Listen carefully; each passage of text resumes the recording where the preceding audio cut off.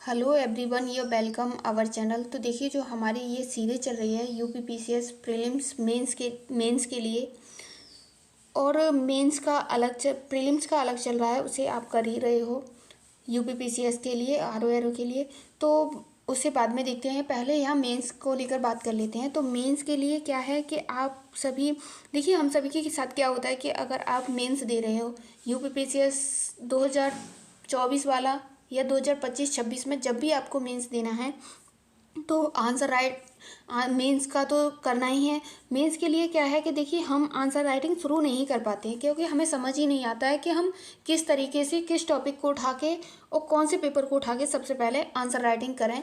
तो इसे समझने के लिए आप सबसे पहले देखिए, आपके लिए मोस्ट इम्पोर्टेंट है, ठीक है, कि आप PYQs को अच्छे से एनालिसिस करो और उसके बाद जो टॉपर्स हैं उनकी कॉपियों को देखो कि वो अपने आंसर्स किस तरीके से फ्रेम कर रहे हैं और किस तरीके से आंसर्स को लिख रहे हैं, और वहाँ से आप एक बेसिक आइडिया लो कि किस तरीके से हमें करना है। और बाकी का देखिए, मेल भी आया हमें, काफ़ी लोगों ने टेलीग्राम पे भी बोला, मैम मेंस की जो आप टॉपर्स की कॉपियों की सीरीज शुरू करिए और अपना भी शुरू करिए। तो वहाँ जो कि देखिए, टेलीग्राम पे तो हम करा ही रहे हैं, यहाँ देखिए जो मेंस की कॉपियाँ हैं टॉपर्स की वो दिखेंगे।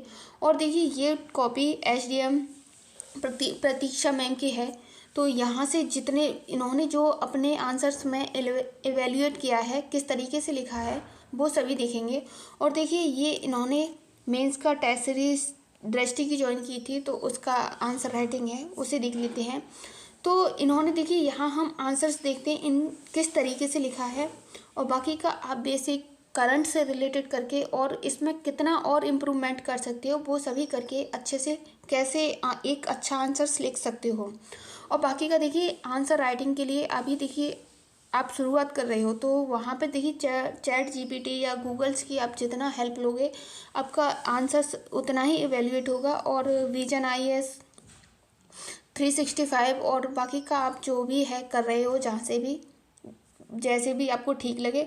तो यहाँ देखिए, अपना एक क्वेश्चंस देख लेते हैं। तो यहाँ पे देखिए, भूकंप के बारे में परिभाषा पूछी गई है और इसकी कितनी पेटियाँ हैं, और इसे ना ओनली 125 वर्ड में आंसर्स आपको देना है। तो इन्होंने देखिए 125 वर्ड्स में इसकी पूरी डेफिनेशन और पेटियों के बारे में चर्चा करनी है, वो सभी हमें यहाँ देखना है। तो यहाँ देखिए, बात करें, इन्होंने इंट्रो कितने वर्डों में दिया है, 20 से 25 वर्डों का पहला पैराग्राफ इंट्रो दिया है। उसमें देख लेते हैं क्या लिखा है इन्होंने, कि पृथ्वी के अंतर्जात एवं बहिर्जात बलों के कारण उत्पन्न तरंगें पृथ्वी सतह पर चारों दिशाओं में फैलकर जो कंपन उत्पन्न करती हैं, उसे जो भूकंप उत्पन्न करती हैं, वो चारों तरफ दिशाओं में फैलकर जो सतह है वो कंपन उत्पन्न करती है, उसे ही जो पृथ्वी पर कंपन होता है उसे ही भूकंप कहा जाता है। आगे यहाँ देखिए, इन्होंने थोड़ा और किस तरीके से क्वेश्चंस को लिखा है। आप देखिए, यहाँ टॉपर्स की कॉपियाँ कराने का एक मेन पर्पज़ यही है कि आपको एक बेसिक आइडिया लगे कि आंसर किस तरीके से लिखा जाता है। तो यहाँ देखिए, जिस क्षेत्र में तरंगों की उत्पत्ति होती है उसे भूकंप मूल कहा जाता है, जहाँ से भूकंप की उत्पत्ति होती है उसे भूकंप मूल कहा जाता है।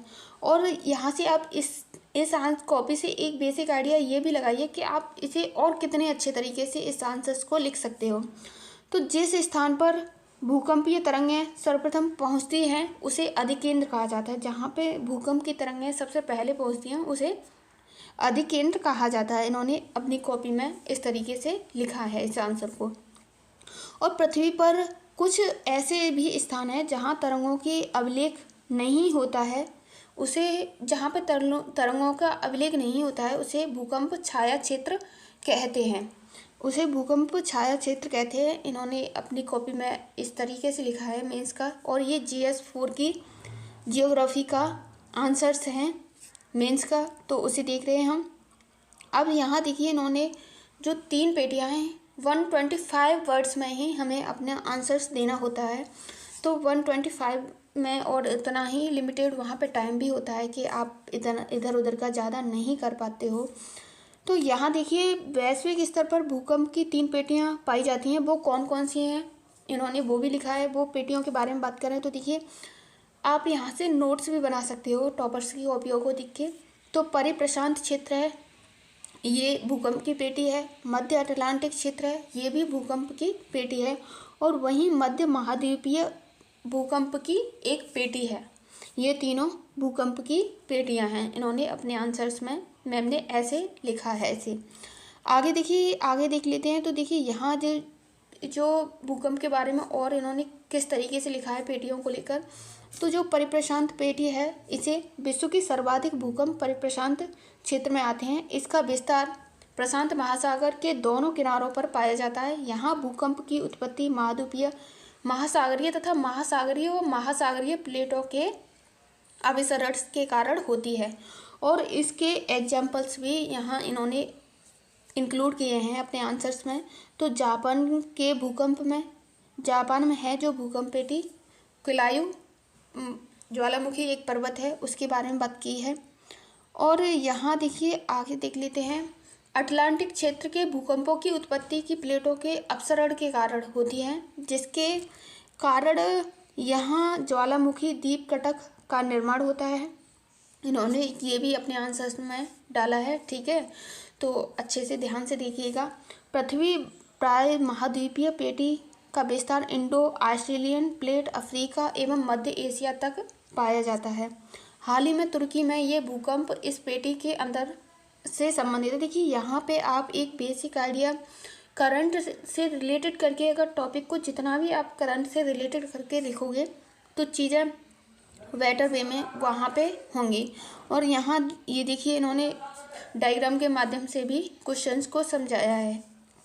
तो प्रशांत क्षेत्र यहाँ पे है, अटलांटिक क्षेत्र और प्रशांत क्षेत्र ये हैं इस सभी के बारे में। और ये मध्य महाद्वीपीय पेटियाँ हैं, इसके बारे में इन्होंने अच्छे से डायग्राम के माध्यम से समझाया है। आगे देख लेते हैं। तो देखिए जो इस टॉपिक, इस क्वेश्चंस का एक 150 वर्ड में इन्होंने इतना ही लिखा है जो इसमें भूकंप के बारे में है।